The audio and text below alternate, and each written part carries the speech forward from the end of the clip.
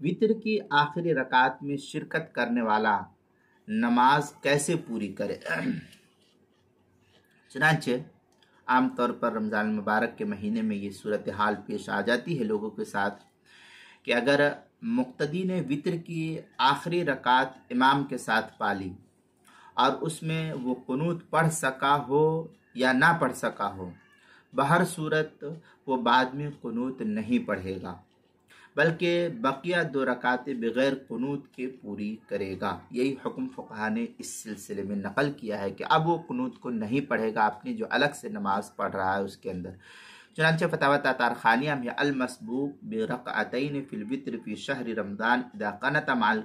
امام فی الرکعۃ الاخیرہ من صلاۃ الامام، اس طریقے کی عبارت جو ہے فتاوی تاتار خانیہ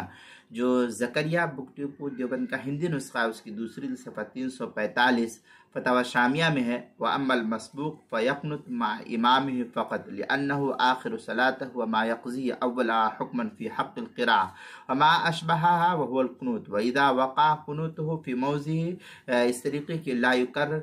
لِأَنَّ التَّكْرَارَ غَيْرَ مشروع، اس طریقے کی عبارت جو ہے فتاوی شامی جو زکریہ بک ڈپو دیوبند کا ہندی نسخہ اس کی دوسری جلد صفحہ 448، کتاب المسائل پہلی جلد صفحہ 445 اور 446 پر بھی اس کو نقل کیا گیا ہے۔